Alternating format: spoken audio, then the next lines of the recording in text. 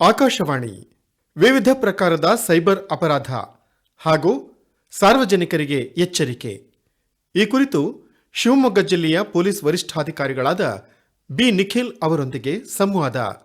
ಇವರೊಂದಿಗೆ ಭದ್ರಾವತಿ ಆಕಾಶವಾಣಿ ಕೇಂದ್ರದ ಕಾರ್ಯಕ್ರಮ ಮುಖ್ಯಸ್ಥರಾದ ಎಸ್.ಆರ್. ಭಟ್.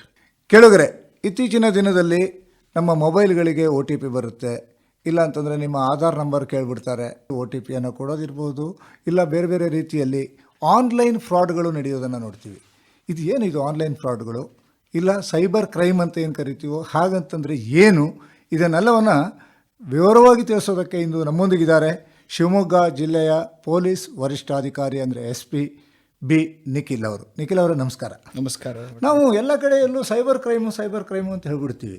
ಏನಿದು cyber crime? Any sort of crime ಯಾವುದು ನಮಗೆ ಕಣ್ಣಿಗೆ ಕಾಣೋದಿಲ್ಲ ಮತ್ತು ಜಾಗ್ರಫಿಕಲಿ ರಿಸ್ಟ್ರಿಕ್ಷನ್ ಇರೋದಿಲ್ಲ, ಏನು ಅಂತರ್ಜಾಲದ ಮುಖಾಂತರ ಆಗುತ್ತೆ, ಅದೇ ಸೈಬರ್ ಕ್ರೈಮ್. ಸೊ ಇದರಲ್ಲಿ ನಾವು ಅಬ್ಸರ್ವ್ ಮಾಡ್ಬೋದು, ಎಲ್ಲ ಬೇರೆ ಕ್ರೈಮ್ಗೆ ಒಂದು ಜಾಗ್ರಫಿಕಲ್ ರಿಸ್ಟ್ರಿಕ್ಷನ್ಸ್ ಇರುತ್ತೆ, ಆಯಾ ಏರಿಯಾ ಅಂತ ಇರುತ್ತೆ, ಆ ಏರಿಯಾ ಅಂತಾನೆ ಇರುತ್ತೆ. ಈ ಕಳ್ತನ ಆದರೆ ಆ ಕಳ್ಳ ಅಲ್ಲಿಗೆ ಬಂದು ಮನೆಗೆ ಹೋಗಿ ಬೀಗ ಮುರಿದು ಆಮೇಲೆ ಮತ್ತೆ ಏನು ಬೀರನ್ನ ಮುರಿದು ತಗೊಂಡು ಹೋಗ್ಬೇಕು, ಫಿಸಿಕಲಿ ನಡೆಯುತ್ತೆ. ಹೌದು. ಬಟ್ ನಮ್ಮ ಸೈಬರ್ ಕ್ರೈಮ್ಗಳಲ್ಲಿ ಕಣ್ಣಿಗೆ ಕಾಣಿಸೋದಿಲ್ಲ, ಕಿವಿ ಕೇಳೋದಿಲ್ಲ, ಅದ್ರಾಗದೆ ಎಲ್ಲ ದುಡ್ಡು ಹಂಗೆ ಪಟ್ ಅಂತ ಹೋಗ್ಬಿಟ್ಟಿರುತ್ತೆ. ಅದನ್ನ ಈಗ ಮೊಬೈಲ್ ಕೈಲಿ ಇರುತ್ತೆ, ಅಕೌಂಟ್ನಲ್ಲಿರೋ ದುಡ್ಡು ಯಾರಿಗೋ ಟ್ರಾನ್ಸ್ಫರ್ ಎಲ್ಲೋ ಹೋಗ್ಬಿಟ್ಟಿರುತ್ತೆ, ಮಾಯ ಆಗಿರುತ್ತೆ. ಒಂಥರ ಮಾಯಾ ಬಜಾರ್ ಇದು. ಸತ್ಯ, ನೀವು ಹೇಳಿದ ಅದೇ ರೀತಿನೇ ನಾವು ಈ ಸೈಬರ್ ಕ್ರೈಮ್ನ ನೋಡ್ಕೊತ ಬಂದಿರೋದು. ಇತ್ತೀಚಿನ ದಿನಗಳಲ್ಲಿ ಇಡೀ ನಮ್ಮ ದೇಶಕ್ಕೆ ದೊಡ್ಡ ಒಂದು ಯಕ್ಷ ಪ್ರಶ್ನೆಯಾಗಿ ಉಳಿದಿರೋದು ಈ ಸೈಬರ್ ಕ್ರೈಮ್. ಯಾಕಂದರೆ ಬೇರೆ ಕ್ರೈಮ್ಗಳನ್ನು ನಾವು ಹೇಗೋ ಪ್ಲ್ಯಾನ್ ಮಾಡಿ ಅವ್ರನ್ನ ಹಿಡ್ಕೊಂಬಂದು ನಾವು ಸ್ಟಾಪ್ ಮಾಡ್ಬೋದು. ಈ ಕ್ರೈಮಲ್ಲಿ anybody can become a cyber criminal. ಅವ್ರಿಗೆ ಬೇಕಾಗಿರೋದು ಜಸ್ಟ್ ಒಂದು ಫೋನ್ ನಂಬರ್ ಆ್ಯಂಡ್ ಮಾತಿನ ಚಾಣಕ್ಷತನ ಅಷ್ಟೇ, ಎರಡೇ ಬೇಕಾಗಿರೋದು. ಸ್ವಲ್ಪ ಅವರು ಬುದ್ಧಿ ಉಪಯೋಗಿಸ್ಬಿಟ್ರೆ ಎಂಥವ್ರಿಗೂ ಅವರು ಟೋಪಿ ಹಾಕ್ಬಿಟ್ಟು OTP ತೊಗೊಳೋದಾಗಿರ್ಬೋದು, ಅಥವಾ ಇತರೆ ಅವ್ರದ್ದು ಇನ್ಫಾರ್ಮೇಷನನ್ನು ಪಾಸ್ವರ್ಡು ಯೂಸರ್ ನೇಮ್ ತೊಗೊಳೋದಾಗಿರ್ಬೋದು, ಇದೆಲ್ಲವೂ ಆಗ್ಬಿಡುತ್ತೆ. So this is become a big problem for us and the rate at which it is growing, ಅದು ಕೂಡ ನಮಗೆ ಯಾವ ರೀತಿ ಈ ಪರ್ವತವನ್ನು ನಾವು ಹತ್ತೋದು ಅನ್ನೋದು ಪ್ರಶ್ನೆ ಆಗಿಬಿಟ್ಟಿದೆ. ಪರ್ವತ ಹತ್ತೋದು ಅನ್ನೋದಕ್ಕಿಂತ ಪರ್ವತ ಎಲ್ಲಿದೆ ಅಂತ ಹುಡ್ಕೋದೇ ಕಷ್ಟ ಆಗಿದೆ. ಸತ್ಯ ನೀವು ಹೇಳಿರೋದು. ಯಾಕಂದರೆ ಈಗ ಕಳ್ತನ ಮಾಡಬೇಕು ಅಂದರೆ ಅವರು ಅಲ್ಲಿಗೆ ಹೋಗಿ ಮುರಿದು ತಗೊಂಡು ಹೋಗಬೇಕು, ಒಂದೇ ದಾರಿ ಇರೋದು. ಸೈಬರ್ ಕ್ರೈಮ್ಗೆ ಹಲವಾರು ದಾರಿಗಳಲ್ಲ. ಇವತ್ತು ಅವನು OLX ಅಲ್ಲಿ ನಿಮ್ಗೇನೋ ಕೊಡ್ತೀನಿ ಅಂತ ಫೋನ್ ಮಾಡ್ತಾನೆ, ನಾಳೆ ನಿಮಗೆ ಇನ್ವೆಸ್ಟ್ಮೆಂಟ್ ಮಾಡ್ತಾ ಇದ್ದೀವಿ, ನಿಮಗೆ 4% ಇದರಲ್ಲಿ ನಿಮಗೆ ಬರುತ್ತೆ, ದುಡ್ಡು ಹಾಕಿ ಅಂತ ಇನ್ನೊಬ್ಬ ಹೇಳ್ತಾನೆ. ಮತ್ತೊಬ್ಬ ನಿಮಗೆ ಒಂದು ವೆಡ್ಡಿಂಗ್ ಇನ್ವಿಟೇಷನ್ ಕಾರ್ಡ್ನ ಕಳಿಸ್ಬಿಟ್ಟು ಇದನ್ನು ಓಪನ್ ಮಾಡಿ ನೀವು ವೆಡ್ಡಿಂಗ್ ಅಟೆಂಡ್ ಮಾಡಿ ಅಂತ ಕೇಳಿ, ಅದು ಓಪನ್ ಮಾಡಿದ ತಕ್ಷಣ ಯಾವುದೋ ಒಂದು ಬೇರೆ ಆ್ಯಪು ನಿಮ್ಮ ಫೋನಲ್ಲಿ ಇನ್ಸ್ಟಾಲ್ ಆಗಿ APK ಫೈಲ್ ಆಗಿ, ಇಲ್ಲಾಂದರೆ ನೀವು SBI ಬ್ಯಾಂಕಿಂದ ಕಳಿಸ್ಕೊಟ್ಟಿದ್ದಾರೆ ಒಂದು APK ಫೈಲ್ನ ಇನ್ಸ್ಟಾಲ್ ಮಾಡ್ಕೊಳ್ಳಿ ಅಂತ, ಯೋನೋ ಅದು ನಿಮ್ಗೆ ಹೊಸದಾಗಿ ಕೊಟ್ಟಿದ್ದೀವಿ ಅದನ್ನು ಇನ್ಸ್ಟಾಲ್ ಮಾಡಿ ಅಂತ ಹೇಳೋದು. ಅಥವಾ ನಿಮ್ಮ RTO APK ಫೈಲ್ಸ್ ಇತ್ತೀಚಿನ ದಿನಗಳಲ್ಲಿ ಅದು ತುಂಬ ಹೆಚ್ಚಾಗಿದೆ ನಮ್ಮಲ್ಲಿ. RTO APK ಫೈಲ್ಸನ್ನು ನೀವು ಇದ್ರ ಮುಖಾಂತರ ಚಲಾನನ್ನು ಕಟ್ಬೋದು ಅಂತ ಹೇಳಿ ನೀವು ಇದನ್ನು ಡೌನ್ಲೋಡ್ ಮಾಡ್ಕೊಳ್ಳಿ ಅಂತ ಹೇಳಿದ ನಂತರ ನೀವು ಏನು ಟೈಪ್ ಮಾಡ್ತೀರಾ ಅದೆಲ್ಲವೂ ಅಲ್ಲಿ ಮಿರರ್ ಆಗುತ್ತೆ.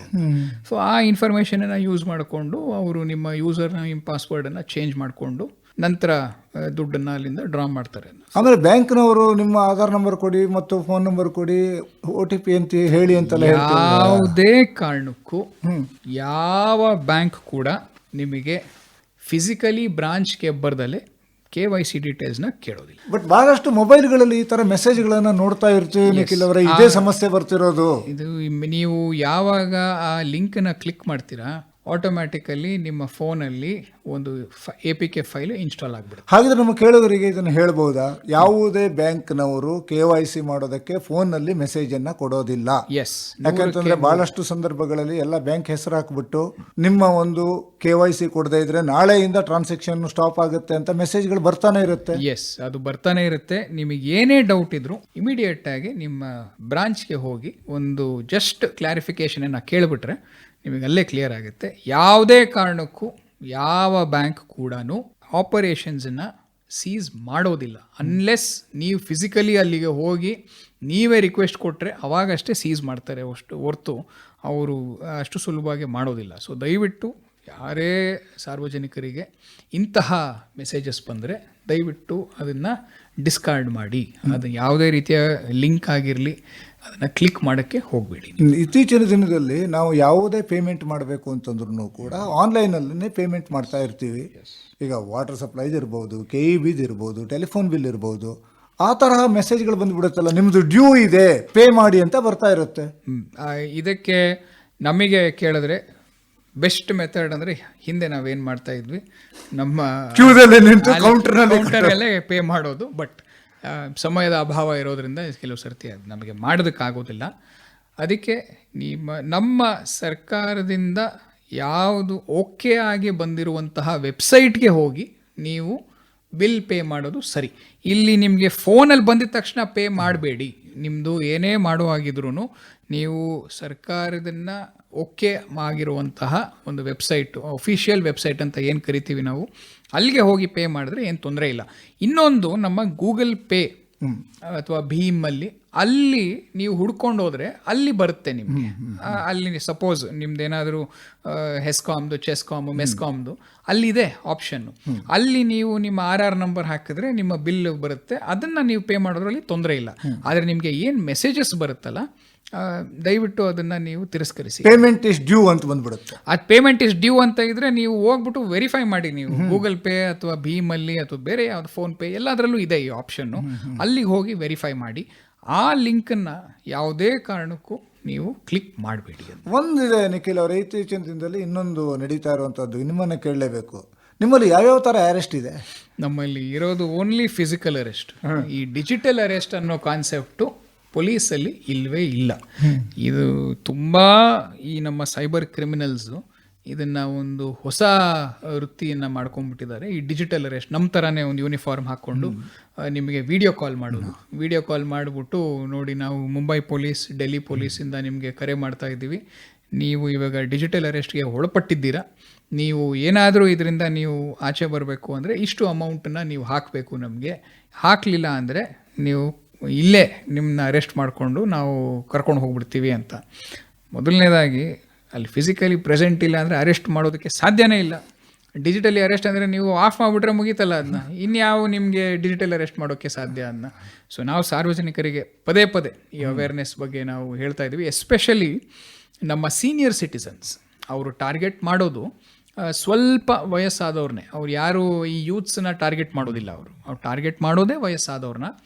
ಅವ್ರ ಕಡೆಯಿಂದ ಈ ಥರ ನಾವು, ಯಾಕಂದರೆ ಪೊಲೀಸ್ ಅಂದಿದ ತಕ್ಷಣ ಅವ್ರಿಗೆ ಸ್ವಲ್ಪ ಎಂಥವ್ರಿಗೂ ಗಾಬರಿ ಆಗುತ್ತೆ ಅದನ್ನ. ಅದು ಸೊ ಗಾಬರಿ ಆಗಿದ ತಕ್ಷಣ ಅವರು ತಲೆ ಓಡೋದಿಲ್ಲ. ಅವರು ಹಂಗೇನಾದ್ರು ಡೌಟ್ ಇದ್ದರೆ ನಿಮಗೆ 112ಗೆ ಫೋನ್ ಮಾಡಿ. ನಿಮಗೆ ಯಾರೋ ಫೋನ್ ಮಾಡಿ ನಿಮಗೆ ಡಿಜಿಟಲ್ ಅರೆಸ್ಟ್ಗೆ ಒಳಪಡಿಸಿದ್ದೀರಾ ಅಂತ ಇದ್ದರೆ 112ಕ್ಕೆ ನೀವು ಫೋನ್ ಮಾಡಿದ್ರೆ ಇಮಿಡಿಯೇಟಾಗಿ ನಾವು ಕನ್ಫರ್ಮೇಷನ್ ಕೊಟ್ಬಿಡ್ತೀವಿ ನಿಮಗೆ. ಆವಾಗ ನೀವು ಫೋನನ್ನು ಕಟ್ ಮಾಡಿ ಮುಂದೆ ಅವರು ವಾಪಸ್ ಫೋನ್ ಮಾಡಿದ್ರು ಬ್ಲಾಕ್ ಮಾಡುವ ವ್ಯವಸ್ಥೆನ ಮಾಡ್ಬೋದು. ಇಲ್ಲಿ ಇನ್ನೊಂದು ಏನು ಮಾಡ್ತಾರೆ, ನೀವು ಒಂದು ನಂಬರ್ ಬ್ಲಾಕ್ ಮಾಡಿದ್ರೆ ಇನ್ನೊಂದು ನಂಬರಿಂದ ಫೋನ್ ಮಾಡ್ತಾರೆ. ಅದ್ರ ಬಗ್ಗೆ ನೀವು ತಲೆ ಕೆಡಿಸ್ಕೋಬೇಡಿ. ನಿಮ್ಮ ನಿಯರೆಸ್ಟ್ ಪೊಲೀಸ್ ಸ್ಟೇಷನ್ಗೆ ಹೋಗಿ ಅಲ್ಲಿ ನಿಮಗೆ ಏನು ಮಾಡಬೇಕು ಅಂತ ಹೇಳಿ ಖಂಡಿತವಾಗ್ಲೂ ನಾವು ಸೇಫ್ ಗಾರ್ಡ್ ಅಂತೂ ಮಾಡೋ ವ್ಯವಸ್ಥೆ ಮಾಡ್ತೀವಿ. ಇನ್ನೊಂದು ಬಹಳ ಮುಖ್ಯವಾಗಿರುವಂಥದ್ದು, ನಾನು SP ಮಾತಾಡ್ತಾ ಇದ್ದೀನಿ ಅಂತ ಹೇಳ್ಬಿಟ್ಟು ನಿಮ್ಮದೇ ಆದಂತಹ ಒಂದು DPಯನ್ನು ವಾಟ್ಸಪ್ನಲ್ಲಿ ಹಾಕ್ಕೊಂಡು ವಾಟ್ಸಪ್ ಕಾಲ್ ಮಾಡಿ ನಿಮ್ಮದೇ ಚಿತ್ರಣವನ್ನು ಕೊಟ್ಟು ನೀವು ಇಂತಿಷ್ಟು ದುಡ್ಡನ್ನು ಕಟ್ಟದೇ ಇದ್ದರೆ ನಿಮ್ಮನ್ನೇ ಅರೆಸ್ಟ್ ಮಾಡ್ತೀವಿ ಅಂತ ಬರುತ್ತಲ್ಲ ಫೋನ್ ಕಾಲ್, ಇದಕ್ಕೇನು ಹೇಳ್ತೀರಿ? ಈಗ ಯಾವುದೇ ಆಫೀಸರ್ ನಿಮಗಂತೂ ಫೋನ್ ಮಾಡೋದಕ್ಕಂತೂ ಹೋಗೋದಿಲ್ಲ. ನಮಗೆ ಬರೋ ಫೋನ್ಗಳನ್ನ ಎತ್ತೋದಕ್ಕೆ ನಮಗೆ ಟೈಮ್ ಇರೋದಿಲ್ಲ. ನಾವು ಎಲ್ಲಿ ಬೇರೆಯವ್ರಿಗೆ ಫೋನ್ ಮಾಡ್ಕೊಂಡು ಕೂತ್ಕೊಳ್ಳೋಣ. ಇದು ಒಂದು ಹೊಸದಾಗಿ ನಡೀತಾ ಇದೆ.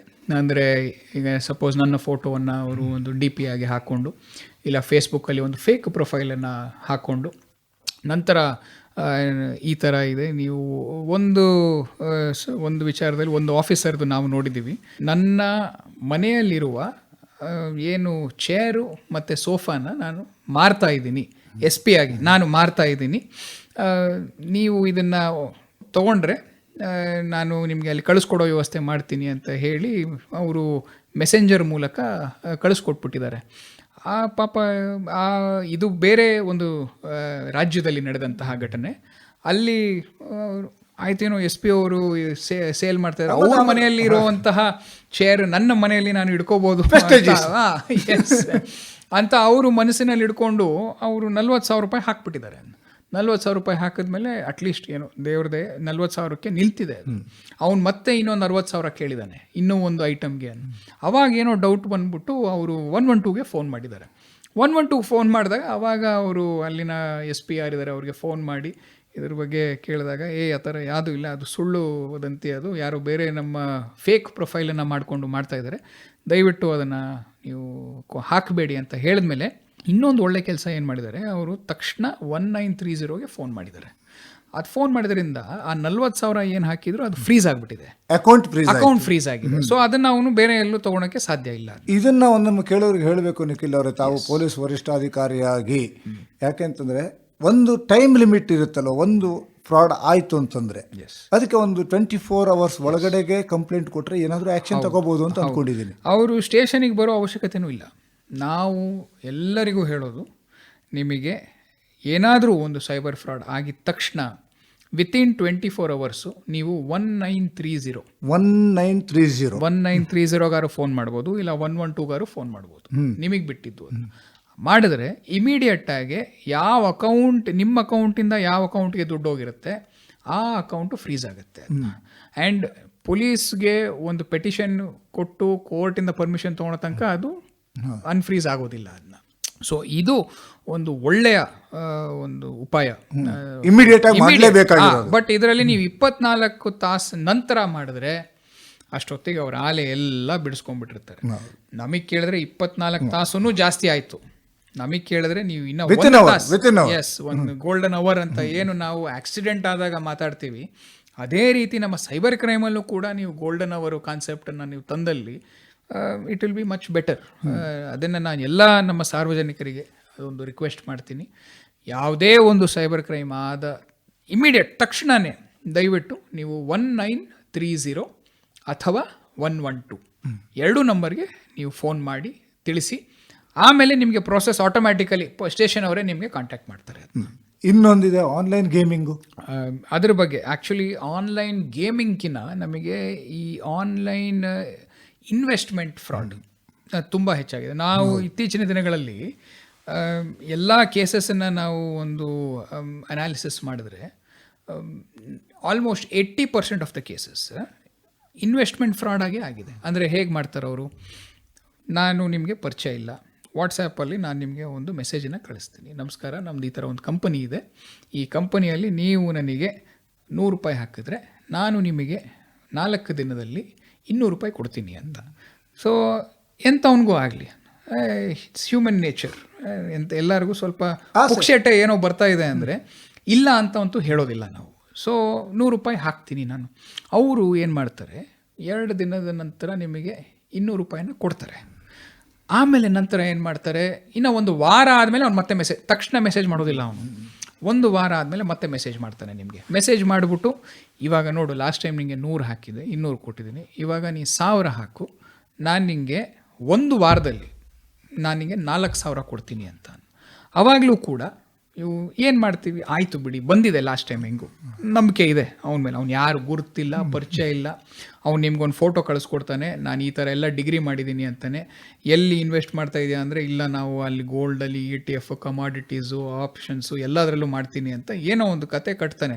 ನಾವಂತೂ ಫೈನಾನ್ಸ್ ಓದಿಲ್ಲ, ಏನು ಹೇಳ್ತಾನೋ ಹೂನಪ್ಪ ಸತ್ಯನೇ ಹೇಳ್ತಾವನೆ, ಅವಾಗ 100 ಇದ್ದಿದ್ದು ಕೊಟ್ಟವನು ನಂಗೆ 200 ಅಂತ ಆ ನಂಬಿಕೆ ಮೇಲೆ ₹1,000 ಕೂಡ ಹಾಕ್ತೀವಿ ನಾವು. ಅವನೇನು ಮಾಡ್ತಾನೆ, 1 ವಾರ ಆದಮೇಲೆ ನಿಮಗೆ ₹4,000 ಕೊಡ್ತಾನೆ. ಅವನು ₹4,000 ಬರುತ್ತೆ, ಅಟ್ಲೀಸ್ಟ್ ಅವಾಗ ಸುಮ್ಮನೆ ಆಗಬೇಕಲ್ಲ, ನಿಮಗೆ ಎಷ್ಟು 400% ಪ್ರಾಫಿಟ್. ಸುಮ್ಮನೆ ಆಗಿಬಿಟ್ಟಿದ್ರೆ ಅವನಿಗೆ ₹3,000 ಜಾಸ್ತಿ ಬಂದಿರೋದು ಅವನು. ಆಮೇಲೆ ಏನು ಮಾಡ್ತಾರೆ, ಒಂದು 15 ದಿನದ ನಂತರ ಮತ್ತೆ ಅವನು ಫೋನ್ ಮಾಡ್ತಾನೆ. ಇವಾಗ ಒಂದು ಒಳ್ಳೆ ಸ್ಕೀಮ್ ಬಂದಿದೆ, 1 ಲಕ್ಷ ಹಾಕಿದ್ರೆ ನೀವು, ನಿಮಗೆ 1 ತಿಂಗಳಲ್ಲಿ ನಾನು 5 ಲಕ್ಷವನ್ನು ಕೊಡ್ತೀನಿ. ಅವಾಗ ಏನಾಗುತ್ತೆ, ಇಷ್ಟು ದಿನ ಅವನು ಕೊಟ್ಟಿದ್ದಾನಲ್ಲ, ಕೊಟ್ಟಾಗ ನಿಮಗೆ ಒಂದು ನಂಬಿಕೆ ಇದೆ.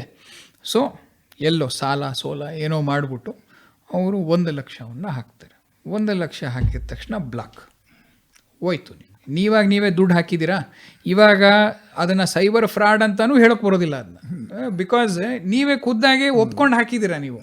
ಆ್ಯಂಡ್ ಅವ್ರು ಎಷ್ಟು ಬುದ್ಧಿವಂತರು, ನೀವು ಹಾಕೋಕ್ಕಿಂತ ಮುಂಚೆ ಒಂದು ಟರ್ಮ್ಸ್ ಆ್ಯಂಡ್ ಕಂಡೀಷನ್ಸನ್ನು ಅದರಲ್ಲಿ ಹಾಕಿಬಿಡ್ತಾರೆ.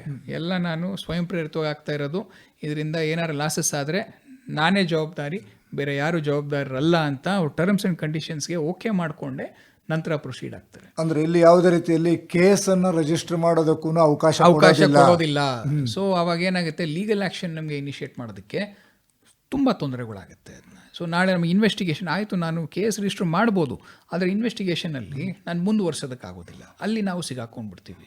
ಸೊ ಇವಾಗ 1 ಲಕ್ಷನ ತೊಗೊಂಡು ಅವನು ಬ್ಲಾಕ್ ಮಾಡ್ಕೊಂಡು ಹೋಗ್ತಾನೆ. ಇದು ಆಯಿತು, 1 ಲಕ್ಷಕ್ಕೆ ನಿಂತರೆ ಪರವಾಗಿಲ್ಲ. ಇದರಲ್ಲಿ ಇನ್ನೂ ಒಂದು ತಪ್ಪು ಏನು ಮಾಡ್ತಾರೆ, 1 ಲಕ್ಷ ಹಾಕಿದ ತಕ್ಷಣ ಇದು ಸೈಬರ್ ಫ್ರಾಡ್ ಅಲ್ವಲ್ಲ, ಅವರು 24 ಅವರ್ಸಲ್ಲಿ ಯಾರಿಗೂ ಬಂದು ಹೇಳೋದಿಲ್ಲ. ಅವ್ನು ಹೇಳಿರ್ತಾನೆ, ನನಗೆ 1 ತಿಂಗಳು ಟೈಮ್ ಬೇಕು ಅಂತ ಹೇಳಿರ್ತಾನೆ. ಸೊ ಆಯ್ತಪ್ಪ 1 ತಿಂಗಳು ಆದಮೇಲೆ ನೋಡೋಣ ಅಂತ ಹೇಳಿ ಆ 1 ತಿಂಗಳನ್ನ ಅವ್ನು 2 ತಿಂಗಳು ಮಾಡ್ತಾನೆ, 2 ತಿಂಗಳನ್ನ 4 ತಿಂಗಳು ಮಾಡ್ತಾನೆ, ಆಮೇಲೆ ನಿಮ್ಮ ಕೈಗೆ ಸಿಗೋದಿಲ್ಲ. ನೀವು ನಮ್ಮ ಹತ್ರ ಬರೋದು ಯಾವಾಗ, 6 ತಿಂಗಳು ಆದಮೇಲೆ. ಅಷ್ಟೊತ್ತಿಗೆ ಈ ದುಡ್ಡು ಆಲೆ ಎಲ್ಲೋ ಬೇರೆ ಕಡೆ ಹೋಗ್ಬಿಟ್ಟಿರುತ್ತೆ, ಅದನ್ನ ಟ್ರ್ಯಾಕ್ ಕೂಡ ಸಿಗೋದಿಲ್ಲ, ನಮಗೆ ಸಿಗೋದಿಲ್ಲ. ನಾವು ಒಂದು ಕೇಸಲ್ಲಿ ಬೆನ್ನು ಹತ್ತು ಹೋದರೆ ಅದನ್ನು 50 ಬಾರಿ ಅವನು ಬೇರೆ ಬೇರೆ ಅಕೌಂಟ್ಗೆ ಹಾಕ್ಬಿಟ್ಟಿದ್ದಾನೆ. ನಾವು ಅದರಲ್ಲಿ ಬೆನ್ನು ಹತ್ತು ಹೋಗಿ ಆಮೇಲೆ 67 ಲಕ್ಷ ಹೋಗಿದ್ರಲ್ಲಿ 50 ಲಕ್ಷನ ನಾವು ಯುವರ್ ಏಬಲ್ ಟು, ಬಟ್ 2 ವರ್ಷ ಆಯಿತು ನಮಗೆ ಅದನ್ನು ಮಾಡೋದಕ್ಕೆ. ಒಂದೇ ಕೇಸಲ್ಲಿ 2 ವರ್ಷ ಆಯಿತು ನಮಗೆ. ಸೊ ಈ ಥರ ತೊಂದರೆಗಳು ನಮಗೆ ಬರೋ ಸಾಧ್ಯತೆ ಇರ್ತವೆ. ಸೊ ದಯವಿಟ್ಟು ಇನ್ವೆಸ್ಟ್ಮೆಂಟ್ ಫ್ರಾಡ್ ಯಾರೇ ಇದು ನಾನು ಎಕನಾಮಿಕ್ಸ್ ಓದಿರೋದ್ರಿಂದ ನಾನು ಈ ಒಂದು ಮಾತನ್ನು ಹೇಳ್ತೀನಿ, ಯಾರಾದರೂ ನಿಮಗೆ 12%ಗಿಂತ ಜಾಸ್ತಿ ನಿಮಗೆ ಪ್ರಾಫಿಟ್ಸನ್ನು ಕೊಡ್ತಾರೆ ಅಂತ ಹೇಳಿದ್ರೆ ಅವ ಸ್ಕ್ಯಾಮ್ ಮಾಡ್ತಾ ಇದ್ದಾನೆ ಅಂತ ನೀವು ಬರೆದಿಡ್ಕೊಂಬಿಡಿ. 12%ಗಿಂತ ಜಾಸ್ತಿ economically financially it is impossible. ಇದು ಒಂದು ಕಾಲದಲ್ಲಿ ಇತ್ತು, ನಾವು ಮನಿ ಚೈನ್ ಅಂತ ಕರೀತಾ ಇದ್ವಿ. ಇತ್ತೀಚಿನ ದಿನದಲ್ಲಿ ಸ್ವಲ್ಪ ಕಡಿಮೆ ಆಗಿದೆ. ಇಲ್ಲ, ಅದೆಲ್ಲ ಆನ್ಲೈನಿಗೆ ಬಂದ್ಬಿಟ್ಟಿದೆ ಇವಾಗ ಅಷ್ಟೇ. ಏನು ನಾವು ನಮ್ಮ ಪಾನ್ಸಿ ಸ್ಕೀಮ್ಗಳೆಲ್ಲ ಹಿಂದೆ ಏನು ನಡೀತಾ ಇತ್ತು ಅದೆಲ್ಲವೂ ಇವಾಗ ಆನ್ಲೈನ್ ಫಾರ್ಮ್ಯಾಟ್ಗೆ ಬಂದ್ಬಿಟ್ಟಿದೆ, ಅಪ್ಡೇಟ್ ಆಗಿದೆ. ಅವರು ಅಪ್ಗ್ರೇಡ್ ಆಗಿದ್ದಾರೆ ನಮ್ಮ ಕ್ರಿಮಿನಲ್ಸು. ಸೊ ಈ ವಿಚಾರವಾಗಲೂ ಕೂಡ ದಯವಿಟ್ಟು ನಾನು ನಮ್ಮ ಸಾರ್ವಜನಿಕರಲ್ಲಿ, ಯಾರೇ ನಿಮಗೆ ಯಾವುದೇ ಕಂಪನಿ ಟ್ರೇಡಿಂಗ್ ಕಂಪನಿ ಅಂತ ಹಾಕ್ಕೊಂಡು ಬಂದಿದ್ದಾರೆ ಅಂದರೆ ದಯವಿಟ್ಟು ಅದರಿಂದ ದೂರ ಇರಿ. ಯಾಕಂದರೆ ಟ್ರೇಡಿಂಗ್ ಮಾಡಬೇಕು ಅಂದರೆ ಇವು MBA ಫೈನಾನ್ಸ್ ಆಗಿರಬೇಕು, ಅದರಲ್ಲಿ ನೀವು ಪರಿಣಿತಿ ಹೊಂದಿರಬೇಕು. ಮಾರ್ಕೆಟ್ಸು ಯಾವಾಗ ಮೇಲೆ ಹೋಗುತ್ತೆ ಯಾವಾಗ ಕೆಳಗೆ ಬರುತ್ತೆ ಅದನ್ನೆಲ್ಲವೂ ನೀವು ಕರೆಕ್ಟಾಗಿ ಗೇಜ್ ಮಾಡಿ ರಿಸ್ಕನ್ನು ತೊಗೊಂಡು ಮಾಡಬೇಕಾಗತ್ತೆ. ಅದು ಎಲ್ಲರಿಗೂ ಬರೋದಿಲ್ಲ. ಅದರಲ್ಲೇ ಸ್ಟಡಿ ಮಾಡಿ ಡೀಪ್ ಆಗಿ ಹೋಗಬೇಕಾಗತ್ತೆ. ಅದನ್ನು ಅರ್ಥ ಮಾಡ್ಕೋಬೇಕು ಅಂದರೆ ನೀವು ಒಂದು 4-5 ವರ್ಷ ಅದಕ್ಕೆ ಓದಿರಬೇಕು, MBA ಫೈನಾನ್ಸ್ ಮಾಡಿರಬೇಕು ನೀವು. ಅವಾಗಷ್ಟೇ ನಿಮಗೆ ಸ್ವಲ್ಪ ಐಡಿಯಾ ಇರುತ್ತೆ. ಅದನ್ನು ಇಲ್ಲಿ ಏನು ನಮ್ಮ ಊರಲ್ಲಿ ಯಾರೋ ಒಬ್ಬ ಒಂದು ಬೋರ್ಡ್ ಹಾಕ್ಕೊಂಡು ಒಂದು ಸಣ್ಣ ಆಫೀಸ್ ಮಾಡ್ಕೊಂಡ್ಬಿಡ್ತಾನೆ ಟ್ರೇಡಿಂಗ್ ಕಂಪನಿ ಅಂತ. ಎಲ್ಲರೂ ಆಯಿತು ಕರೆಕ್ಟ್ ಆಗಿದೆ ನಡಿ ಅಂತ ಹೇಳಿ ಫಸ್ಟ್ ಕೊಡ್ತಾರಲ್ಲ ನಿಮಗೆ. ಆಮೇಲೆ ಇತ್ತೀಚಿನ ದಿನಗಳಲ್ಲಿ ಗೋಲ್ಡ್ದು ಒಂದು ಸ್ಕ್ಯಾಮ್ ನಡೀತು ಎಲ್ಲ. ಯಾಕಂದರೆ ಏಕ್ದಮ್ ಪ್ರೈಸ್ ಇನ್ಕ್ರೀಸ್ ಆಯ್ತಲ್ಲ. ಸೊ ಆ ಟೈಮಲ್ಲಿ ಈ ಟ್ರೇಡಿಂಗ್ ಕಂಪನಿ ಎಲ್ಲ ಗೋಲ್ಡಲ್ಲಿ ಇನ್ವೆಸ್ಟ್ ಮಾಡ್ತಾ ಇದ್ದೀವಿ, ನೀವು ಕೊಡಿ ಅಂತ ಹೇಳಿ ತೊಗೊಂಡು ಇವಾಗ ಎಲ್ಲ ಕೈ ಎತ್ಬಿಟ್ಟಿದ್ದಾರೆ. ಸಾರ್ವಜನಿಕರು ನಮ್ಮ ಹತ್ರ ಬರ್ತಾರೆ ಇವಾಗ, ಸರ್ ಈ ಥರ ಆಗ್ಬಿಟ್ಟಿದೆ, ದುಡ್ಡು ಕೊಡ್ತಾ ಇಲ್ಲ ನಮಗೆ ಅಂತ. ಅವಾಗ ನಾವು ಅವ್ರನ್ನ ಎನ್ಕ್ವೈರಿ ಮಾಡಿದಾಗ ಸರ್ ಟರ್ಮ್ಸ್ ಆ್ಯಂಡ್ ಕಂಡೀಷನ್ಸ್ದು ಅವರು ಕೊಟ್ಬಿಡ್ತಾರೆ ನಮಗೆ, ಸರ್ ಅವರೇ ಒಪ್ಕೊಂಡಿದ್ದಾರೆ ನೋಡಿ ಇಲ್ಲಿ ಅಂತ. ಏನು ಮಾಡೋದಕ್ಕೂ ಬರೋದಿಲ್ಲ. ಆಮೇಲೆ ನಮ್ಮಲ್ಲಿ ಒಂದಷ್ಟು ಎಜುಕೇಟೆಡ್ಗಳೇ ಇದಕ್ಕೆ ಬಲಿಯಾಗ್ತಾ ಇರೋವಂಥದ್ದು. ಓದೋದಕ್ಕೆ ಬರುತ್ತೆ, ಆದರೆ ಆ ಟರ್ಮ್ಸ್ ಆ್ಯಂಡ್ ಕಂಡೀಷನ್ದಲ್ಲಿ ಏನಿದೆ ಅಂತ ನಾವು ಓದೋದಕ್ಕೆ ಹೋಗೋದಿಲ್ಲ. ಸುಮ್ಮನೆ ಸಿಗ್ನೇಚರ್ ಹಾಕುವಂಥದ್ದು, ಸಿಗ್ನೇಚರ್ ಹಾಕ್ಬಿಟ್ಟು ಕೊಟ್ಬಿಟ್ಟಿರ್ತೀವಿ. ಅದು ಆಸೆ, ನೀವು ಹೇಳಿದ್ರಿ ನೋಡಿ ಆ ಮಾತು, ಎಲ್ಲಿ ತನಕ ಆಸೆ ದುರಾಸೆ ಆಗುತ್ತೆ ಅಲ್ಲಿ ತನಕ ಇಂಥವಾಗೋ ಸರ್ವೇ ಸಾಮಾನ್ಯ. ಇನ್ನೊಂದಿದೆ ಆನ್ಲೈನ್ ಫ್ರಾಡಿಂಗ್ನಲ್ಲಿ ಜಾಬ್ ಕೊಡಿಸ್ತೀನಿ ಅಂತ ಹೇಳ್ಬಿಟ್ಟು ಇದು ಇತ್ತೀಚಿನ ಯುವ ಜನರನ್ನ ಒಳಪಡಿಸುವಂತಹ ಒಂದು ದೊಡ್ಡದಾದಂತಹ ಜಾಲ ಆರಂಭ ಆಗಿದೆ. ಸತ್ಯ. ಈ ಎಸ್ಪೆಷಲಿ ಸರ್ಕಾರಿ ರಿಲೇಟೆಡ್ ಜಾಬ್ಸು ಆ್ಯಂಡ್ ಫಾರಿನ್ನಲ್ಲಿ ಜಾಬ್ಸು, 2 ಥರದ್ದು ನಾವು 2 ಥರ ನೋಡಿದ್ದೀವಿ. ಸರ್ಕಾರಿ ಜಾಬ್ಸ್ ಅದು ನಮ್ಮ ಸ್ಟೇಟ್ ಗೌರ್ಮೆಂಟ್ ಹತ್ರ ಸ್ವಲ್ಪ ಸುಳಿಯೋದಿಲ್ಲ, ಅವರು ಎಲ್ಲ ಸೆಂಟ್ರಲ್ ಗೌರ್ಮೆಂಟಲ್ಲಿ ಕೊಡಿಸ್ತೀವಿ ಅಂತ ಹೇಳ್ಬಿಡ್ತಾರೆ. ಅವರು ಅವನಿಗೆ ಕಣ್ಣಿಗೆ ಕಾಣಬಾರ್ದು ಜನ, ಅದಕ್ಕೇನೆ ಅಲ್ಲ. ಸೆಂಟ್ರಲ್ ಅಂದರೆ ಡೆಲ್ಲಿ ಅಂದ ತಕ್ಷಣ ಯಾರು ಕಣ್ಣಿಗೆ ಕಾಣೋದಿಲ್ಲ. ಅದು ಎಲ್ಲಿ ಹೋಗಿದ್ದೆ ಅಂದರೆ ಡೆಲ್ಲಿಗೆ ಹೋಗಿದ್ದೆ, ನಾನು ಅದನ್ನು ಮಾಡ್ಕೊಂಬರೋದಕ್ಕೆ ನಿನ್ನ ಕೆಲಸಕ್ಕೋಸ್ಕರನೇ ಹೋಗಿದ್ದೆ ನಾನು ಅಂತ ಹೇಳೋದು. ಈ ರೀತಿ ತುಂಬ ಕಡೆ ನಡೀತಾ ಇದೆ. ದಯವಿಟ್ಟು ಯಾವುದೇ ಕಾರಣಕ್ಕೂ ಕೆಲಸ ದುಡ್ಡು ಕೊಟ್ಟು ಸಿಗುತ್ತೆ ಅನ್ನೋ ಕಾಲ ಇಲ್ಲ. ಇಲ್ಲಿ ಟ್ರಾನ್ಸ್ಪರೆನ್ಸಿ ಮೆಜಾರಿಟಿ ಕಡೆ ಇದೆ, ಅಷ್ಟು ಸುಲಭ ಇಲ್ಲ. ಅವ್ರು ಯಾರಾದರೂ ನಿಮ್ಗೆ ಆ ಥರ ಹೇಳ್ತಾ ಇದ್ದಾರೆ ಅಂದರೆ ನಿಮಗೆ ಖಂಡಿತವಾಗ್ಲೂ ಮಿಸ್ಗೈಡ್ ಮಾಡ್ತಾ ಇದ್ದಾರೆ, ನಿಮಗೆ ಮೋಸ ಮಾಡಬೇಕು ಅಂತಲೇ ಆಗುತ್ತೆ. ಆಮೇಲೆ ನಿಮ್ಮ ಕಷ್ಟಪಟ್ಟು ನೀವು ಪಾಸ್ ಮಾಡಿದ್ರೂ ಕೂಡ ನಾನೇ ಮಾಡಿದ್ದೀನಿ ಅಂತ ಹೋಗಿ ಹೇಳಿ ಮತ್ತೆ ಇನ್ನೂ ಒಂದು 100 ಜನಕ್ಕೆ ಅವನು ಮೋಸ ಮಾಡ್ತಾನೆ. ಸೊ ದಯವಿಟ್ಟು ಆ ಥರ ಯಾವುದೇ ಸರ್ಕಾರಿ ಕೆಲಸ ಆಗಿರ್ಬೋದು ಅಥವಾ ಬೇರೆ ಕಡೆ ನಮ್ಮ ಫಾರಿನ್ನಲ್ಲಿ ಕೆಲಸ ಕೊಡಿಸ್ತೀವಿ ಅಂತ ಆಗಿರ್ಬೋದು, ಫಾರಿನ್ನಲ್ಲೂ ಅವು ಯಾವಾಗಲೂ ಅವರು ರಿಜಿಸ್ಟರ್ಡ್ ಇದ್ದಾರಾ ಅಂತ ದಯವಿಟ್ಟು ವೆರಿಫೈ ಮಾಡ್ಕೊಳ್ಳಿ. ಯಾಕಂದರೆ ಅವ್ರ ಎಂಬಸಿ ಜೊತೆ ರಿಜಿಸ್ಟರ್ಡ್ ಆಗಿರಬೇಕು, ಅವಾಗಷ್ಟೇ ಅವ್ರಿಗೆ ಆ ಅವಕಾಶ ಇರೋದು, ಇಲ್ಲ ಅಂದರೆ ಅವಕಾಶ ಇಲ್ಲ. ಆಮೇಲೆ ಈ ಥರದ್ದನ್ನು ನೋಡೋದಕ್ಕೆ ನಮ್ಮ ಯುವ ಜನಾಂಗಕ್ಕೆ ಹೇಳಲೇಬೇಕು. ಈಗ ಹೇಗಿದ್ರೂ ಜಗತ್ತು ಕೈಲಿದೆ. ಅವರು ಒಂದ್ಸಾರಿ ಅವರು ಹೇಳಿದ ಕಂಪನಿ ಎಕ್ಸಿಸ್ಟಿಂಗ್ ಇದೆಯಾ ಇಲ್ವಾ ಅಂತ ನೋಡ್ಕೊಳ್ಳಿ. ಸಾಧ್ಯ ಇದ್ದರೆ ಅಲ್ಲಿ ವೆಬ್ಸೈಟು, ಫೋನ್ ನಂಬರ್ ಇರುತ್ತೆ, ಅದಕ್ಕೆ ಫೋನ್ ಮಾಡಿ ನಿಮ್ಮಲ್ಲಿ ಜಾಬ್ ಕರೆದಿದ್ದೀರಾ ಇಲ್ವಾ ಅನ್ನೋದನ್ನ ಕನ್ಫರ್ಮ್ ಮಾಡಿಕೊಂಡ್ರೆ ಅನುಕೂಲ ಆಗುತ್ತಲ್ಲ. ಅಲ್ಲ, ಅದು ಸರ್ಕಾರಿ ಕೆಲಸಕ್ಕೆ ಇದು ಅನುಕೂಲ ಆಗುತ್ತೆ. ಯಾಕಂದರೆ all government recruitment has to be notified. ಹೌದು. And it will be put up on their website ಅಥವಾ ನ್ಯೂಸ್ ಪೇಪರಲ್ಲಿ ಎಲ್ಲೋ ಒಂದು ಕಡೆ ಖಂಡಿತವಾಗ್ಲೂ ಬಂದಿರುತ್ತೆ. ಆದರೆ ಈ ಬೇರೆ ಥರದ ಜಾಬ್ಸ್ ಇದೆಯಲ್ಲ, ಅದು ಅವರು ಎಷ್ಟು ಬುದ್ಧಿವಂತರಿದ್ದಾರೆ ಅಂದರೆ ಒಂದು ಫೇಕ್ ವೆಬ್ಸೈಟನ್ನು ಕ್ರಿಯೇಟ್ ಮಾಡಿ, ಒಂದು ಫೇಕ್ ನಂಬರನ್ನು ಕೊಟ್ಟು ಅದನ್ನು ಆನ್ಸರ್ ಮಾಡೋದಕ್ಕೆ ಒಬ್ಬನ್ನ ಇಟ್ಟು, ಸೊ ಈ ಥರ ಎಲ್ಲ ಮಾಡ್ತಾರೆ. ಎಲ್ಲ ನಮ್ಮ ಲಿಸ್ನರ್ಸ್ಗೆ ನಾನು ಹೇಳೋದು, ನೀವು 112 ಏನೇ ಡೌಟ್ ಇದ್ದರು, ನಿಮಗೆ ಯಾವ ವಿಚಾರವಾಗಿ ಏನೇ ಡೌಟ್ ಇದ್ದರೂ 112ಕ್ಕೆ ಫೋನ್ ಮಾಡಿ 8 ಒತ್ತಿದ್ರೆ ನಾವು ನಮಗೆ, ಯಾಕಂದರೆ ಡೈರೆಕ್ಟಾಗಿ ಒಂದು ಟೆಲಿಕಾಲರ್ಗೆ ಹೋಗುತ್ತೆ ಅದು. ಅವರೆಲ್ಲರೂ ಈ ಥರ ಫ್ರಾಡ್ಸ್ಗಳ ಬಗ್ಗೆ ಒಂದು ದೇ ಹ್ಯಾವ್ ಅವೇರ್ನೆಸ್. ಸೊ ಇಮಿಡಿಯೇಟಾಗಿ ನಿಮಗೆ ಹೇಳ್ತಾರೆ ಇದು ಸರಿನಾ ತಪ್ಪಾ ಅಂತ. ಅದನ್ನು ನೀವು ಪಾಲನೆ ಮಾಡಿಬಿಟ್ರೆ ಅರ್ಧ ನೀವು ಮೋಸ ಆಗೋದು ಅಲ್ಲೇ ಸ್ಟಾಪ್ ಆಗ್ಬಿಡುತ್ತೆ. ಇನ್ನೊಂದಿದೆ ಮ್ಯಾರೇಜ್ ಬ್ಯೂರೋ. ಇತ್ತೀಚಿನ ದಿನಗಳಲ್ಲಿ ಆ್ಯಪ್ಸನ್ನು ಮಾಡ್ಕೊಂಡ್ಬಿಟ್ಟಿದ್ದಾರೆ ಅವರು. ಹಿಂದೆ ಎಲ್ಲ ಬ್ರೋಕರ್ ಅಷ್ಟೇ ಇರೋರು, ಇವಾಗ ಆ್ಯಪ್ಸು ಕೂಡ ಇದೆ. ಆ್ಯಂಡ್ ಅದರಲ್ಲೂ ಕೂಡ ಎಲ್ಲ ಫೇಕ್ ಫೋಟೋಸು, ಫೇಕ್ ಕ್ವಾಲಿಫಿಕೇಷನ್ಸು. ಅಲ್ಲ, ಅದೇನು ಆಯಿತು, ಎಷ್ಟು ಸಾವಿರ ಸುಳ್ಳು ಹೇಳಿ ಒಂದು ಮದುವೆ ಮಾಡುವಂಥ. ಆದರೆ 1000 ಸುಳ್ಳು ಹೇಳಿ ದುಡ್ಡು ಮಾಡ್ತಿದಾರಲ್ಲ ಈಗ ಇಲ್ಲಿ. ಇಲ್ಲ, ಅದೇ ಇದು ಈ ವಿಚಾರ ತುಂಬ ಕಡೆ ನಡೀತಾ ಇದೆ. ಎಸ್ಪೆಷಲಿ ಇದನ್ನ ಯಾವ ರೀತಿ ಟಾರ್ಗೆಟ್ ಮಾಡ್ತಾರೆ, ಇಲ್ಲಿ 2 ಥರದಲ್ಲಿ ಮೋಸ ಆಗುತ್ತೆ. ಹಣಕಾಸಿಂದು ಒಂಥರ ಆದರೆ ಜೀವನವನ್ನೇ ಪಣಕ್ಕಿಡುವಂಥ ಒಂದು ಪ್ರಸಂಗನೂ ಕೂಡ ಬಂದ್ಬಿಡುತ್ತೆ.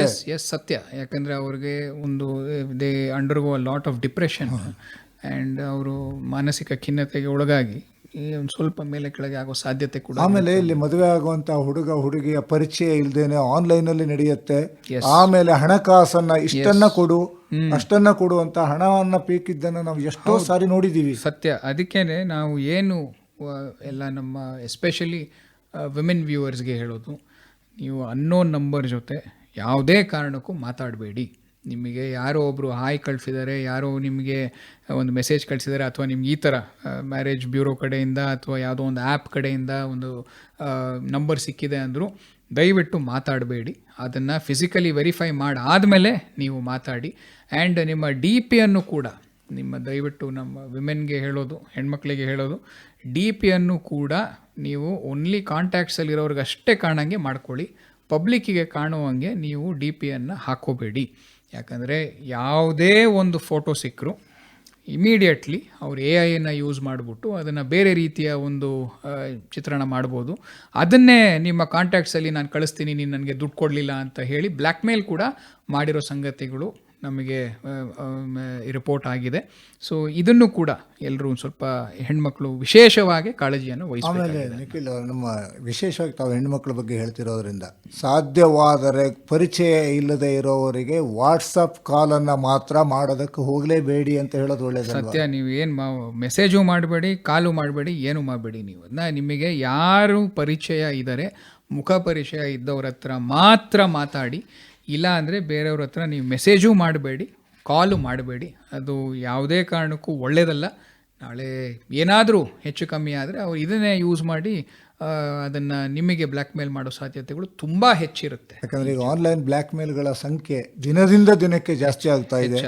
ನಾವು ಅದನ್ನು ಸೋಷಿಯಲ್ ಮೀಡಿಯಾಗೆ ಹಾಕ್ತೀವಿ ಅಂತ AI ಫೋಟೋಗಳನ್ನು ತೆಗೆದು ಹಾಕುವಂಥದ್ದನ್ನು ನೋಡ್ತೀವಿ. ಈ ಥರದ ಪ್ರಸಂಗ ಬಂದಾಗ ಏನು ಮಾಡಬೇಕು ಅವರು? ಇಲ್ಲ, ಮೊದಲನೇದಾಗಿ ಭಯ ಪಡ್ಕೋಬೇಡಿ. ಅಂದರೆ ಅವರಿಗೆ ಪೊಲೀಸ್ ಸ್ಟೇಷನ್ಗೆ ಹೋಗಿ ಕಂಪ್ಲೇಂಟ್ ಕೊಡೋದಕ್ಕೂ ಕೂಡ ಒಂದು ತರಹದ ಮುಜುಗರ ಇರುತ್ತೆ. ಇಲ್ಲ, ಅದಕ್ಕೇನೆ ನಾವು ಎಲ್ಲರಿಗೂ ನಾನು ನಮ್ಮ ಹೆಣ್ಮಕ್ಳಿಗೆ ಹೇಳೋದು, ಫಸ್ಟು ನೀವು ತೊಂದರೆ ಆದರೂ ಪರವಾಗಿಲ್ಲ, ನಿಮಗೆ ಬೇಜಾರಾದರೂ ಪರವಾಗಿಲ್ಲ, ಬೈಸ್ಕೊಂಡ್ರೂ ಪರವಾಗಿಲ್ಲ, ಫಸ್ಟು ನಿಮ್ಮ ಮನೆಯವ್ರಿಗೆ ತಿಳಿಸಿ ಇದನ್ನು. ಯಾಕಂದರೆ ನೀವು ಮನೆಯವ್ರಿಗೆ ತಿಳಿಸಿದ್ರೆ ಅರ್ಧ ಆಯಿತು, ಅಲ್ಲಿ ನಿಮಗೆ ಫಸ್ಟು ಏನೋ ಇನ್ಸಿಡೆಂಟ್ ನಡೆದಿದ್ರು ಕೂಡ ಎಸ್ ಬಟ್ ನೀವು ಯಾವಾಗ ಮನೆಯವ್ರಿಗೆ ಹೇಳ್ತೀರಾ ನಿಮ್ಮ ಜೊತೆ ನಿಲ್ಲೋದಕ್ಕೆ ಅವ್ರು ಯಾವಾಗಲೂ ಸದಾ ಸಿದ್ಧರಾಗಿರ್ತಾರೆ. ಮುಚ್ಚಿಡೋದಕ್ಕೆ ಹೋಗಬೇಡಿ. ಹೌದು, ಯಾವುದೇ ಕಾರಣಕ್ಕೂ ಮುಚ್ಚಿಡೋದಕ್ಕೆ ಹೋಗಬೇಡಿ. ನೀವು ಅದನ್ನೇನಾದರೂ ಮುಚ್ಚಿಟ್ಟಲ್ಲಿ ಏನಾಗುತ್ತೆ, ನಿಮ್ಮ ಮೇಲೇ ಒತ್ತಡ ಹೆಚ್ಚಾಗ್ಬಿಟ್ಟು ಅದನ್ನು ಮುಚ್ಚಿಡೋದಕ್ಕೆ ಮತ್ತಿನ್ನೊಂದೇನೋ ಒಂದು ಅನಾಹುತ ಮಾಡ್ಕೋತೀರಾ ನೀವು. ಅದನ್ನು ಆಗೋದು ಬೇಡ. ಸೊ ಫಸ್ಟು ನೀವು ಫ್ಯಾಮಿಲಿಗೆ ಹೇಳಿ, ಆ್ಯಂಡ್ ದಯವಿಟ್ಟು ಪೊಲೀಸ್ ಸ್ಟೇಷನ್ಗೆ ಬನ್ನಿ. ಯಾಕಂದರೆ ಇದನ್ನು ನಿಮಗೆ ಇವತ್ತು ಮಾಡಿದ್ದಾರೆ ಅಂದರೆ ನಾಳೆ ಮತ್ತೊಬ್ರಿಗೂ ಇದೇ ಥರ ಮಾಡಿ. ಒಬ್ಬರು ಸುಮ್ಮನೆ ಇದ್ದರೆ ಅದನ್ನೇ ಅಡ್ವಾಂಟೇಜ್ ತಗೊಂಡು ಖಂಡಿತ ಇವರೇ ಏನಾದರೂ ಫಸ್ಟ್ ಟೈಮೇ ಕಂಪ್ಲೇಂಟ್ ಕೊಟ್ಬಿಟ್ರೆ ಮುಗೀತು. ಅವನ್ನ ಜೈಲಿಗೆ ಹೋದರೆ ಮತ್ತೆ ಈ ಥರ ಮಾಡೋದಿಲ್ಲ. ಹೌದು. ಸೊ ಅದು ಒಂದು ಪಾಠ ಆಗುತ್ತೆ. ಇದನ್ನು ನಾನು ಎಲ್ಲ ಹೆಣ್ಮಕ್ಳಿಗೆ ಹೇಳೋದು ಅರ್ಥ ಆಗುತ್ತೆ, ನಿಮ್ಮ ನೋವು ಅರ್ಥ ಆಗುತ್ತೆ. But at the end of the day for the betterment of the society ನೀವು ಮುಂದೆ ಬರಲೇಬೇಕಾಗತ್ತೆ. ನೀವು ಬಂದಾಗ ನಾವಂತೂ ಅವ್ರನ್ನ ಬಿಡೋದಿಲ್ಲ, ಅವ್ರನ್ನ ನಾವು ಒಳಗೆ ಹಾಕಿ ಎತ್ತಿರ್ತೀವಿ ನಾವು. ಆ್ಯಂಡ್ ಮತ್ತೊಂದು ಹೆಣ್ಮಗು ಈ ಥರ ಅನುಭವಿಸಲಿಲ್ದಂಗೆ ನಮ್ಮ ಒಂದು ಹೆಜ್ಜೆ ಇಟ್ಟಂಗೆ ಆಗುತ್ತೆ. ಹೌದು, ಯಾಕಂತಂದ್ರೆ ಇತ್ತೀಚಿನ ದಿನದಲ್ಲಿ ಹನಿ ಟ್ರ್ಯಾಪ್ ಅನ್ನೋದನ್ನ ಕೇಳ್ತೀವಿ. ಈ ಹನಿ ಟ್ರ್ಯಾಪ್ಗಳಲ್ಲಿ ಮುಚ್ಚಿಡುವುದರಿಂದನೇ ಇನ್ನೊಂದಿಷ್ಟು ಜನ ಅದಕ್ಕೆ ಬಲಿಯಾಗೋದನ್ನ ನಾವು ನೋಡ್ತೀವಿ.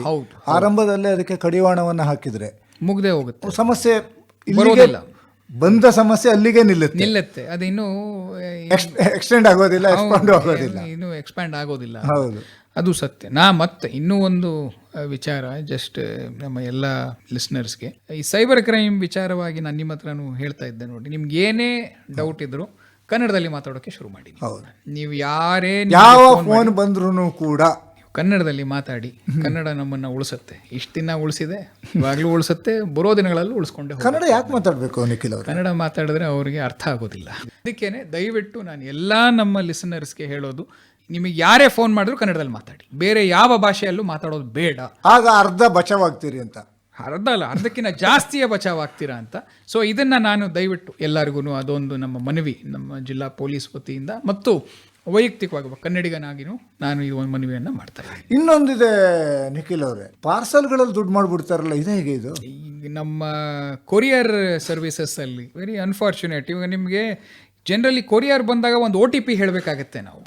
ಸೊ ಇದನ್ನು ನಾವು ಅಬ್ಸರ್ವ್ ಮಾಡಿರಲ್ಲ. ಅವರು ಯಾವಾಗ ಮಾಡ್ತಾರೆ, ಬೆಳಗ್ಗೆ 9 ಗಂಟೆಯಿಂದ 10:30 ತನಕ ಫೋನ್ ಮಾಡ್ತಾರೆ. ವಿಪರೀತ ಗಡಿಬಿಡಿ, ನಮಗೆ ಇದು ವಿಪರೀತ ಗಡಿಬಿಡಿ ಇರುವಂತಹ ಒಂದು ಸಮಯದಲ್ಲೇ ನಮಗೆ ಫೋನ್ ಮಾಡ್ತಾರೆ. ಎಲ್ಲರೂ ಒಂದು ರೀತಿಯಲ್ಲಿ ಆಫೀಸ್ಗೆ ಹೋಗೋದು, ಸ್ಕೂಲ್ಗೆ ಹೋಗೋದು, ಎಲ್ಲ ಕೆಲಸದ ನಿಮಿತ್ತ ಹೋಗುವ ತರಾತುರಿಯಲ್ಲಿ ಇರ್ತಾರೆ. ಅದಕ್ಕೂ ಆ ಟೈಮಲ್ಲೇ ಫೋನ್ ಮಾಡಿ, ನಿಮಗೆ ಒಂದು ನಾವು ಕೊರಿಯರ್ನಿಂದ ಬಂದಿದ್ದೀವಿ, ಈ ನಿಮಗೆ ಒಂದು OTP ಬಂದಿದೆ, ಇಮಿಡಿಯೇಟಾಗಿ ಕೊಡಿ ಮೇಡಮ್, ಇಲ್ಲಿಗೆ ಬಂದು ನಾನು ಡೆಲಿವರಿ ಮಾಡ್ತಾ ಇದ್ದೀನಿ ಅಂತ ಹೇಳ್ಬಿಡ್ತಾರೆ. ನಾವು ಗಡಿಬಿಡಿಯಲ್ಲಿ ಹೇಳ್ಬಿಡ್ತೀವಿ, ಯಾಕೆ ನಾವು ಮನೇಲೇ ಇರೋದಿಲ್ಲ, ಅದಕ್ಕೆ ಅಂತ ಹೇಳ್ಬಿಡ್ತೀವಿ. ಪಕ್ಕದ ಮನೆಯವ್ರಿಗೆ ಕೊಡಿ, ಇವ್ರಿಗೆ ಕೊಡಿ, ಅವ್ರಿಗೆ ಕೊಡಿ, ಗಾರ್ಡನರಿಗೆ ಕೊಡಿ, ಯಾರಿಗೋ ಒಬ್ರಿಗೆ ಕೊಟ್ಬಿಟ್ಟು ಹೋಗಿ ಅಂತ ಹೇಳ್ತೀವಿ. ಸೊ ಇದು ಒಂದು ಆಗೋ ಒಂದು ಹೊಸ ಪದ್ಧತಿ ಶುರುವಾಗಿದೆ. ದಯವಿಟ್ಟು ಯಾರಿಗೂ OTPಯನ್ನು ಹೇಳಬೇಡಿ.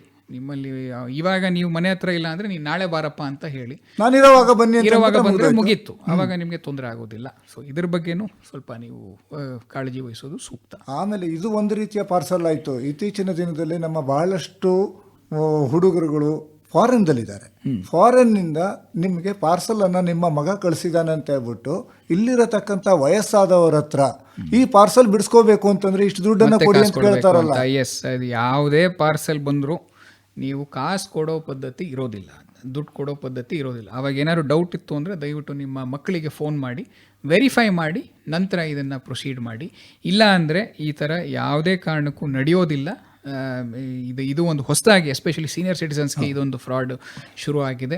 ಅದಕ್ಕೆ ನಾವು ಇವಾಗ ಈ ಆಸರೆ ಪ್ರೋಗ್ರಾಮ್ ಅಂತ ಏನು ನಾವು ಇವಾಗ ಶುರು ಮಾಡಿದ್ದೀವಿ, ಎಲ್ಲ ನಮ್ಮ ಸೀನಿಯರ್ ಸಿಟಿಸನ್ಸ್ನ ದಿನಕ್ಕೆ 2 ದಿನಕ್ಕೆ ಒಂದ್ಸರ್ತಿ ಒಂದು ಫೋನ್ ಮಾಡ್ತೀವಿ ನಾವು, ಪೊಲೀಸರೇ ನಮ್ಮ ಕಾನ್ಸ್ಟೇಬಲ್ ಕಡೆಯಿಂದ ಫೋನ್ ಮಾಡಿಸಿ ಅವ್ರ ಬಗ್ಗೆ ನಾವು ಒಂದು ಏನು ಮಾಡ್ತಾ ಇದ್ದೀರಾ, ಏನು ಬಿಡ್ತಾ ಇದ್ದೀರಾ ಅನ್ನೋದ್ರ ಬಗ್ಗೆ ವಿಶೇಷವಾಗಿ ನಾವು ಒಂದು ಅವ್ರ ಮೇಲೆ ನಿಗಾ ಇಡೋ ಒಂದು ವ್ಯವಸ್ಥೆಯನ್ನು ಮಾಡಿದ್ದೀವಿ. ಅದನ್ನು ಸದುಪಯೋಗ ಪಡಿಸ್ಕೊಳ್ಳಿ ಅಂತಲೂ ಕೂಡ ನಾನೆಲ್ಲ ಪಡ್ತೀನಿ. ಇನ್ನು ಕೊನೆಯದಾಗಿ ನಮ್ಗೆ ಹೇಳಲೇಬೇಕು, ಒಂದಿಷ್ಟು ನ್ಯೂಡ್ ಫೋಟೋಗಳನ್ನು ತೆಗೆದುಬಿಟ್ಟು ಬ್ಲ್ಯಾಕ್ ಮೇಲ್ ಮಾಡೋದು ಪ್ಯೂರ್ಲಿ ಸೈಬರ್ ಕ್ರೈಮ್ನಲ್ಲಿ ಬರುವಂಥದ್ದು. ಎಸ್, ಅದನ್ನು ಕೂಡ 100% ಅದು ಆ ಥರ ಏನೇ ಆದರೂ ಇಮಿಡಿಯೇಟ್ಲಿ ದಯವಿಟ್ಟು ಪೊಲೀಸ್ ಹತ್ರ ಬನ್ನಿ. ಯಾಕಂದರೆ ಇವತ್ತು ನಿಮ್ಮ ಹತ್ರ ಮಾಡಿದವರು ನಾಳೆ ಮತ್ತೊಬ್ಬರ ಹತ್ರ ಮಾಡೋ ಸಾಧ್ಯತೆ ಇರುತ್ತೆ. ಇಂಥವ್ರನ್ನ ನಾವು ಇಮಿಡಿಯೇಟಾಗಿ FIR ಮಾಡಿ ಅವ್ರಿಗೆ ಜೈಲಿಗೆ ಕಳಿಸ್ಕೊಟ್ಟು ಆ ಫೋಟೋಸನ್ನು ಮತ್ತೆ ಫಾರ್ವರ್ಡ್ ಆಗಲಿಲ್ದಂಗೆ ನಾವು ಸಂಪೂರ್ಣ ನಮ್ಮ ಸಾಕ್ಷಿಯನ್ನು ಇಟ್ಕೊಂಡು ಅದನ್ನು ನಾವು ಡಿಸ್ಟ್ರಾಯ್ ಮಾಡೋ ವ್ಯವಸ್ಥೆಯನ್ನು ಮಾಡ್ತೀವಿ. ಈಗ BNS ಬಂದಮೇಲೆ ಅದು ಇನ್ನೂ ಜಾಸ್ತಿ ಆಗಿದೆ ಅಂತ, ಸ್ಟ್ರಾಂಗ್ ಕೇಸನ್ನು ಹೋಲ್ಡ್ ಮಾಡಬಹುದು, ಸ್ಟ್ರಾಂಗ್ ಕೇಸ್ ಆಗಿದೆ. ಅದಕ್ಕೋಸ್ಕರನೇ ನೀವೆಲ್ಲರೂ ಕೂಡ ಯಾವುದೇ ರೀತಿ ಭಯ ಇಲ್ಲದಲ್ಲೇ ನೀವು ಬಂದು ಇದನ್ನು ಅಟೆಂಡ್ ಮಾಡ್ಬೋದು ಅಂತ ಹೇಳ್ಬೋದು. ಸೂಕ್ಷ್ಮವಾಗಿ ಹೇಳಬೇಕು ಅಂತಂದರೆ APK ಫೈಲ್ ಬಂದರೆ ತೆಗಿಬೇಡಿ, ಎಸ್ OTPಯನ್ನು ಕೊಡಬೇಡಿ, ಆಧಾರ್ ನಂಬರನ್ನು ಹೇಳಲೇಬೇಡಿ, ಬ್ಯಾಂಕ್ನಿಂದ ಯಾವುದು ಫೋನ್ ಬರೋದಿಲ್ಲ, ಮತ್ತು ನೀವು ಎಲ್ಲಕ್ಕಿಂತ ಹೇಳಿದಿರಿ ಸ್ವಚ್ಛ ಕನ್ನಡದಲ್ಲಿ ಮಾತನಾಡಿ. ಸತ್ಯ. ಬೇರೆ ಸ್ಟೇಟ್ನಲ್ಲಿ ಕೂತು ಎಲ್ಲೋ ಕಾಣದ ಜಾಗದಲ್ಲಿ ಇದ್ದು ನಮ್ಮ ಕಣ್ಣಿಗೆ ಕಾಣದ ರೀತಿಯಲ್ಲಿ ನಮ್ಮ ಹಣವನ್ನು ಅವರ ಖಾತೆಗೆ ವರ್ಗಾಯಿಸುವಂಥ ಪ್ರಕ್ರಿಯೆ ಈ ಸೈಬರ್ ಕ್ರೈಮಲ್ಲಿ ನಡೆಯುತ್ತೆ. ನಿಮ್ಮನ್ನು ಯಾರೂ ಡಿಜಿಟಲ್ ಅರೆಸ್ಟ್ ಮಾಡೋದಕ್ಕೆ ಸಾಧ್ಯ ಇಲ್ಲ. ಬಂದರೆ ಪೊಲೀಸರೇ ಬಂದು ನೀವೇ ಬಂದು ಅರೆಸ್ಟ್ ಮಾಡಬೇಕು, ಖುದ್ದಾಗಿ ಬರಬೇಕು, ಖುದ್ದಾಗಿ ಬರಬೇಕು, ಅದು with warrant. With warrant. Yes, exactly. ಅದಾಗ ಮಾತ್ರ ಅರೆಸ್ಟ್ ಸಾಧ್ಯ. ಇದನ್ನೆಲ್ಲವನ್ನು ತಿಳಿದಿಟ್ಕೊಂಡು ನೀವು ಸೈಬರ್ ಕ್ರೈಮಿಗೆ ಈಡಾಗದಿರಿ ಎನ್ನೋ ಆಶಯ ನಮ್ಮದು. ಇನ್ನು ಬಹಳಷ್ಟು ಸೈಬರ್ ಕ್ರೈಮ್ಗಳ ವಿಭಾಗ ಇದೆ, ಕೆಲವನ್ನು ಮಾತ್ರ ಇವತ್ತು ಹೇಳೋದಕ್ಕೆ ಸಾಧ್ಯ ಆಯಿತು. ನೀವು ಕೆಲವರೇ ಭಾಗವಹಿಸಿ ಮಾಹಿತಿ ನೀಡಿದ್ದಕ್ಕೆ ಧನ್ಯವಾದ, ನಮಸ್ಕಾರ. Thank you. ಇದುವರೆಗೆ ಸೈಬರ್ ಅಪರಾಧದ ವಿವಿಧ ಪ್ರಕಾರ ಹಾಗೂ ಸಾರ್ವಜನಿಕರಿಗೆ ಮುನ್ನೆಚ್ಚರಿಕೆ ಕುರಿತು ಶಿವಮೊಗ್ಗ ಜಿಲ್ಲೆಯ ಪೊಲೀಸ್ ವರಿಷ್ಠಾಧಿಕಾರಿಗಳಾದ ಬಿ ನಿಖಿಲ್ ಅವರೊಂದಿಗೆ ಸಂವಾದ ಕೇಳಿದಿರಿ. ಇವರೊಂದಿಗೆ ಭಾಗವಹಿಸಿದವರು ಆಕಾಶವಾಣಿ ಭದ್ರಾವತಿ ಕೇಂದ್ರದ ಕಾರ್ಯಕ್ರಮ ಮುಖ್ಯಸ್ಥರಾದ SR ಭಟ್ ಅವರು.